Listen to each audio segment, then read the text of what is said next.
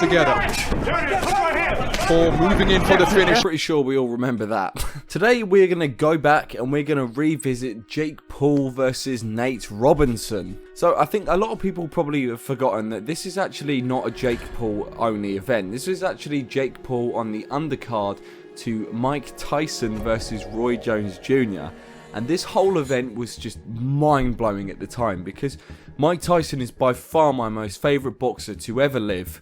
And I never ever thought in my lifetime that I would get to see Mike Tyson fight when I was alive. And I actually got that privilege. You know, I'm so happy that I got the opportunity to see Mike Tyson, you know, as an adult. Like, that's mad. So eventually I will make a video explaining why Mike Tyson is my most favourite boxer of all time. However, because I have so much respect for Mike, it's going to be a very long project and I want it to be as high quality and 100% accurate. But today we're not covering that. We're going to be covering Jake Paul versus Nate Robinson, which is probably one of the most embarrassing knockouts in boxing history. Now, Nate called Jake out on this one, and I've been trying to find a reason why Jake accepted it, but all I could find out online is Jake basically accepted this fight because he knew it was going to be an easy win.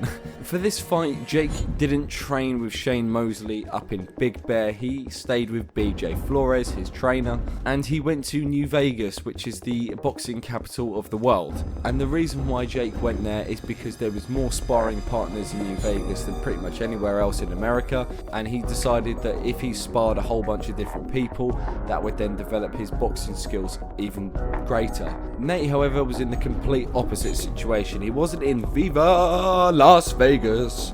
He was actually in, I think it was in Washington. I'm not sure. But basically, he was brought back to basics and he was given that, you know, that dirty environment where boxers are coming up into the sport where they feel like everything is raw and they have that. It's not all fancy buildings and decor, you know, it's brought back to basics, it's simple, it brings back that primal instinct that a boxer needs. Nate also did this because he didn't want any distractions. He knew he had to train his ass off in order to fight Jake. So according to Nate Robinson, the reason why he called out Jake is basically because he wanted to prove that he's one of the best athletes of all time. He said basketball, he's happy with them accomplishments, however, he wants to prove that he's not just a basketball player, because at the age of 36, you know, he was saying that all his friends and that, they've given up. They're like, yeah, I'm done. But he's like, no, you know what, I want to take on a new challenge and prove to people that I'm a damn good athlete even at the age of 36. Mainly it was just to keep him relevant, let's be real.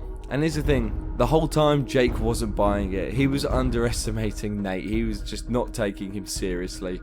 Like, Jake was sat there basically saying to Nate, say what you want, you are not a threat to me one bit. And the thing is Jake was clearly sparring properly, because when they did a press conference over the internet, Jake had a face mask over his nose because he actually had a broken nose, because he was actually doing some hard sparring. Like, he really was training really hard for this fight. You could tell that there was a difference between these two straight up in attitudes. Like, Jake was just there absolutely clowning Nate, like just taking the piss and having a laugh. And then Nate was like every other normal athlete that's not in boxing, where they take it overly serious and they're just like, I would like to thank this opportunity for my family for helping me out in such a situation. I would just like to thank my sponsors of No Shave for Men and Willy Billy Club. Like, treats it like it's basketball. Like, you know, in boxing, don't get me wrong, I have nothing against Nate, but you know, he could have like joined in and tried to hype up the fight. It was just Jake carrying all the promotion for the fight. But when we got to the face-to-face, you could see straight away that Nate was, as ever, in incredible shape, which made everyone on the internet immediately go, Nate's ripped. He's gonna have great cardio.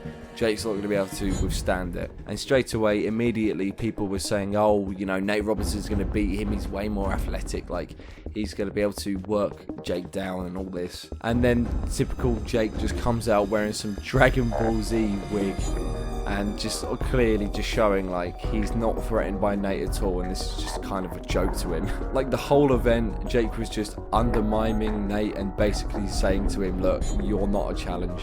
I don't care about you, I'm doing this for fun. And you know, you say what you want about Jake, say he's childish, but we all know what happened on the fight night. Round one, straight away, Nate is sprinting at Jake. And I don't mean like shuffling forward, I mean basically sprinting forward. And Jake fights Nate in the exact same way he fought Gib. You know, he was keeping the distance with the jab and then moved forward as soon as he saw an opening and threw some combos. You know, eventually it just became another Floyd Mayweather and Logan Paul. There was just a lot of clinching. Like Nate's whole plan was to run forward, throw one punch and then clinch. That's it. That was his whole thing, because he knew realistically he was never going to outbox Jake. It's never going to happen, because obviously Nate didn't have enough training, and Nate is 100% not a fighter. An athlete is an athlete, a fighter is a fighter. But here's the thing, because Jake understands boxing and he knew what Nate's tactic was, when Nate continued to run in trying to throw that one punch, Jake managed to slip the punch and throw an overhand right which sent Nate straight to the floor. Now this was actually an illegal punch as it was behind Nate's ear, but it's not exactly fucking a world title fight, so it didn't have any point deductions or anything. And to be honest with you, that was pretty much the only bit of boxing on the entire first round. The rest of it was just clinching. In all fair play to Nate, although he wasn't trying to outbox Jake, it did work because he lasted longer than Gib did. Round 2, it's almost the same as the first round. Jake was trying really hard to knock Nate out, but he couldn't, because Nate just kept running forward and going in for the clinch.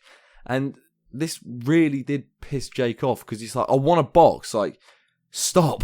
And Jake eventually, you know, although he's probably pissed off at this point, you know, he ups his game, he times it just right, and another overhand lands straight on Nate's jaw, and it sends him straight to the floor. Nate was done, realistically. He was just done. He just got fucking smashed. But the ref says continue, and everyone was watching was like, are you joking? That's 2 knockdowns, like brutal knockdowns in a row. Like, just end this fight. You know, even though the ref says continue, Jake's like, nah, I'm not doing this anymore. Jake literally just runs forward and just applies the pressure, and he just absolutely cracks Nate's jaw with a right hook and legitimately full-blown knocks him out. Like, it was an impressive knockout. It was so aggressive, and the punch was just perfect. And that's pretty much it, in all honesty. Jake wasn't able to show us how good his boxing ability was, because there wasn't someone trying to outbox him. It was someone just trying to get a lucky punch in, essentially. But obviously it didn't work. Like, Nate wasn't stupid. He knew he was never going to outbox Jake. And overall, Jake was just the far superior fighter. And that's just how it is. But here's the thing, what did we learn from this fight? Well, we learned that Jake has knockout power, and everyone who's sparred Jake, all these celebrities have come out and said that, you know, Jake has got a dirty bang on him, like he can hit very hard. Whether or not Nate was a good or bad boxer, being able to knock someone out that aggressively and being able to throw a punch that clean to your jaw, it takes someone with a lot of power and accuracy to do that. So we learned that Jake has actually got knockout power. And obviously after the fight, Jake's whole facade of being the arsehole went out the window, and he went back to being completely normal and not putting on the act of the problem child. And he was extremely humble. And yeah, if you want to see what Jake Paul's really like, look what he's like after his fights. He's just a normal guy. And of course, straight away, the whole world immediately started criticizing Jake for this win, because people just couldn't stand it. And they were like, oh, you gotta fight a fighter now. Like, you fought someone who's never fought before. You fought a basketball player, an athlete, but not a fighter. Blah. So what happens? Jake goes, okay, if you want me to fight a fighter, I'm going to call out a bunch of MMA fighters. People who aren't pro boxers, where it's not going to be basically impossible for him to beat them, but people who can take a punch as well as give a punch. So he actually called out Conor McGregor, Nate Diaz, Dylan Dennis, Jorge Masvidal, and Ben Askren. A bunch of other people messaged Jake and his team saying, yeah, I'll fight you. But at the end of the day, when they were given a contract, not a single one of them signed it, apart from one person, and that was Ben Askren. Now, obviously, in my next video, I will cover the whole Ben Askren versus Jake Paul, you know, what happened with that. And to be honest with you, that whole fight, like the whole build-up of that fight was pretty damn good. Ben Askren killed it on the build-up for that fight. It was really funny. So stay tuned for that. I'll probably upload that tomorrow if I can get it up in time. I just want to say thank you everybody for watching, and I hope you enjoyed my last 2 videos. I know they were something a bit different. Again, I'm back to the normal schedule. I'm going to continue making videos up until Jake and Tyron Woodley, but then after that, you know, content may slow down a little bit. I'm not too sure. But anyway, thank you everyone for watching. If you're new, make sure you subscribe, and if you've lasted this long, comment down below candy canes. Candy canes will wreck your bowels. Hey. Alright, I'll catch you on the next one, everyone. Peace.